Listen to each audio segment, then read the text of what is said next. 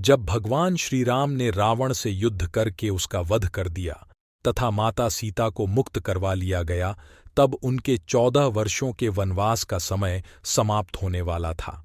अब उन्हें जल्द से जल्द अयोध्या पहुंचाना था तथा इसके लिए लंका के नए राजा विभीषण ने उन्हें अपने पुष्पक विमान के द्वारा अयोध्या पहुंचाने का अनुरोध किया। श्री राम ने उनकी यह विनती मान ली तथा अपनी पत्नी सीता, भाई लक्ष्मण तथा सभी मित्रों के साथ पुष्पक विमान में बैठकर अयोध्या के लिए प्रस्थान कर गए। लंका से वापस अयोध्या लौटते समय श्रीराम कई जगह रुके थे। आइए जानते हैं उन स्थानों के बारे में। भारद्वाज मुनि का आश्रम। श्रीराम ने पुष्पक विमान को भारद्वाज मुनि के आश्रम में उतरने का आदेश दिया, क्योंकि वे जाते समय उनके दर्शन करना चाहते थे। भारद्वाज मुनि के आश्रम पहुंचकर श्रीराम ने सभी के साथ उनका आशीर्वाद लिया तथा ज्ञान प्राप्त किया। भारद्वाज मुनि भी प्रभु के आगमन से बहुत खुश हुए। भारद्वाज मुनि के आश्रम जाने से पूर्व श्रीराम ने हनुमान को आदेश दिया कि वे अयोध्या जाकर भरत से मिले तथा उन्हें श्रीराम के आने का संदेश दे।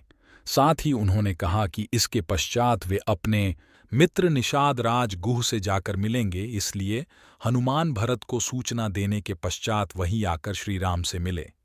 भगवान श्रीराम ने वनवास जाते समय अपने मित्र निषाद राज को वचन दिया था कि जाते समय वे उनसे मिलकर जाएंगे तथा साथ ही माता सीता को माँ गंगा की पूजा अर्चना भी करनी थी।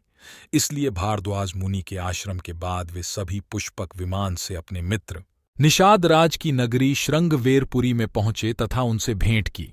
वहां पहुंचकर माता सीता ने मां गंगा की पूजा की।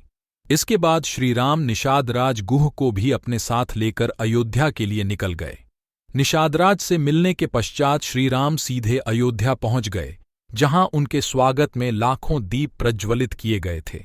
ये कार्तिक मास की अमावस्या की रात थी, जो वर्ष की सबसे काली रात होती है, किंतु अयोध्यावासियों ने संपूर्ण नगरी व राजमहल को दीपक की रोशनी से जगमग कर दिया था।